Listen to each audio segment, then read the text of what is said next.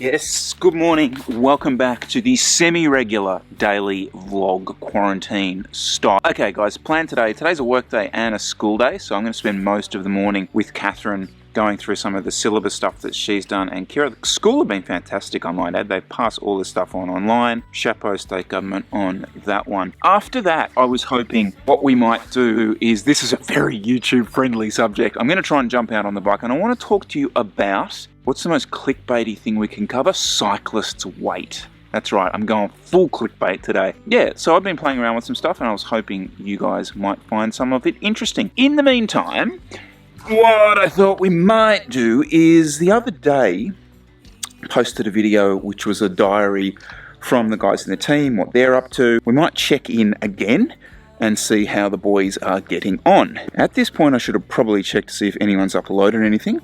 Hopefully they have. I don't know who has. So this is me throwing to a rider who I don't know. Look, if there's nothing in there, I'll just bully them in to do it, all right? So just at Stromlo Forest Park, I've got a mate called Rob Mules, Feeble Donkey, if you want to hit him up on Strava. He's out here at Stromlo doing a Everest, quasi-Everest, because he's not going down the same way that he's coming up. So he's going up Fire Road. As we can see here, there's some pinches of like 20-something%, and then down some pretty decent single track. He was supposed to be doing a 24-hour race, but obviously everything got cancelled because of COVID. So yeah, he's out here for 18 hours doing this for fun. 4,783. Oh wow. Of 8,848. What is counting? You want to coat? Oh yes, please. What is the 2 days now till I get back on the bike. Back on the bike Tuesday. And we're starting to cut out. We're going to do 1 day of alcohol, 1 day of sugar, just so that I don't go cold turkey on everything that tastes good on Tuesday. And then we're going to do a strength phase with some heavy weights on the legs and a base build probably on the trainer, because looks like outside might be getting locked down. But yeah, that's the update right now. In the air, and a sparkly shimmer on our skin,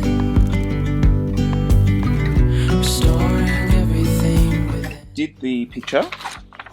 Very, very impressive. And then what did we do, Catherine? We took a picture of it then we put it onto the computer, and then Wrote Catherine Happy Koala.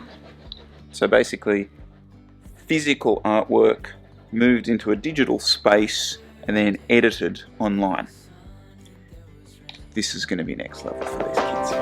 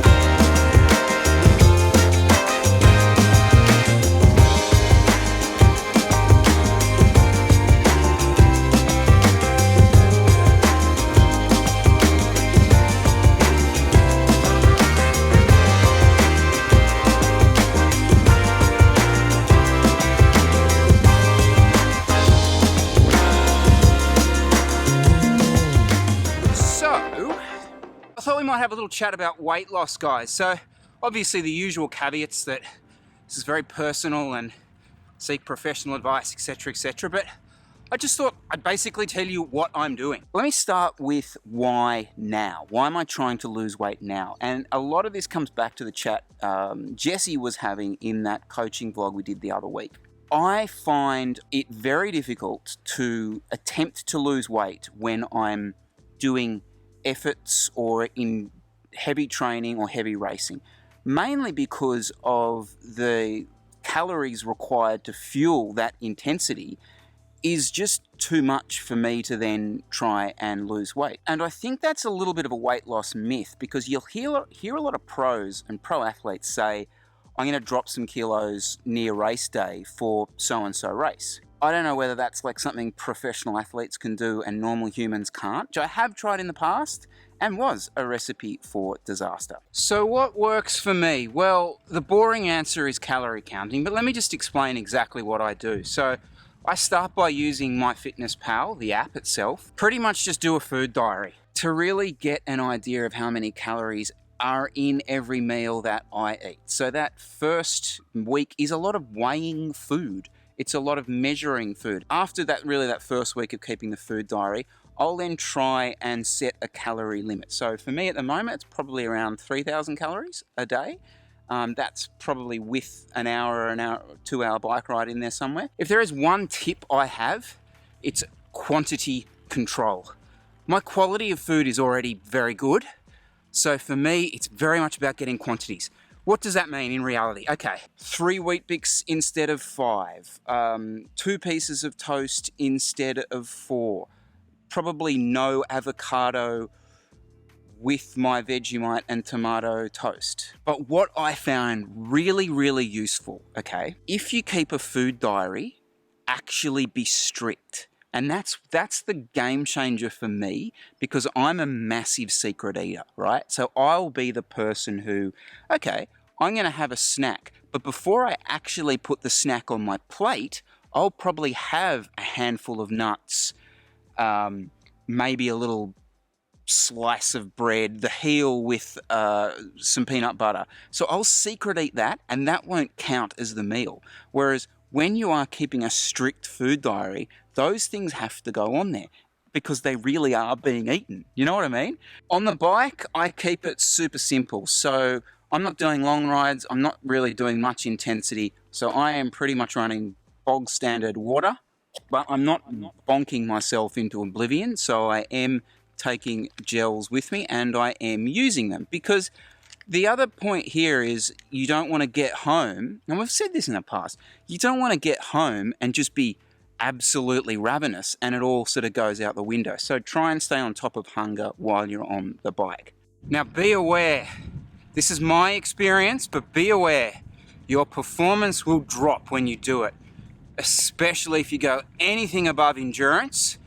Oh my God, you know about it immediately. There's just nothing there, and that's one of the big mental challenges, is to try and stick with it. Like, it's very difficult when your performance drops up in those top ends to stick with any kind of calorie deficit, because it sucks, basically. You know, at that point, that's up to you. Is it worth it? I suppose that's the decision you make.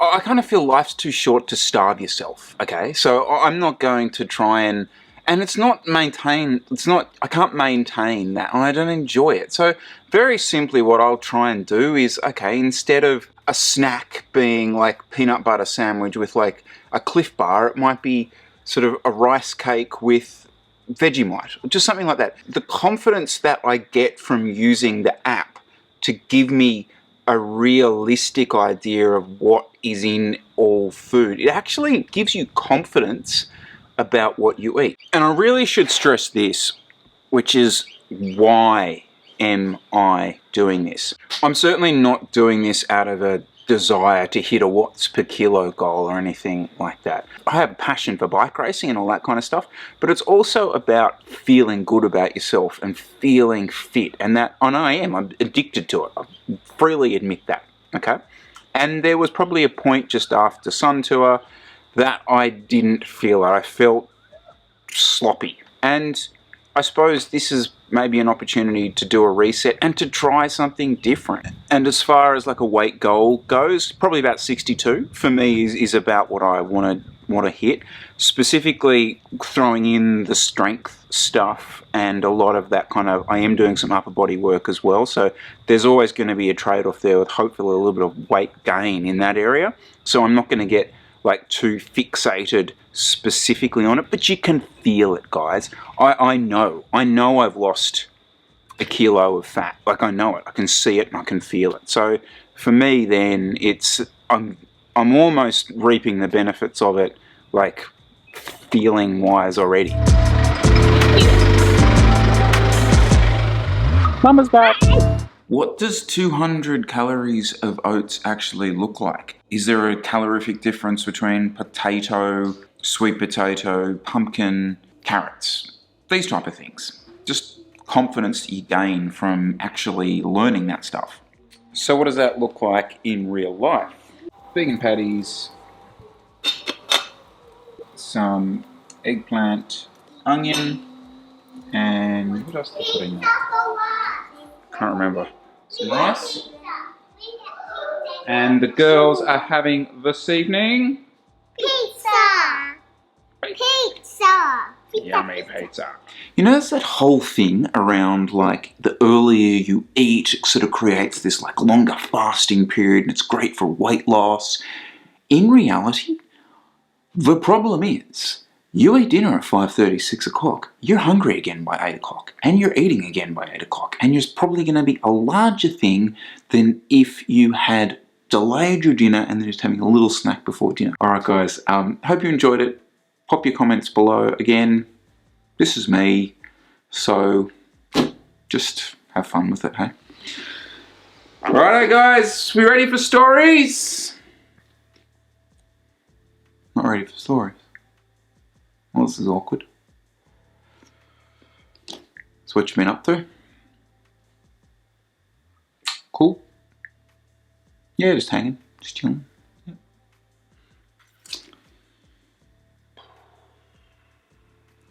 Anyone still watching? 3 of you. Ah, thanks. Appreciate that.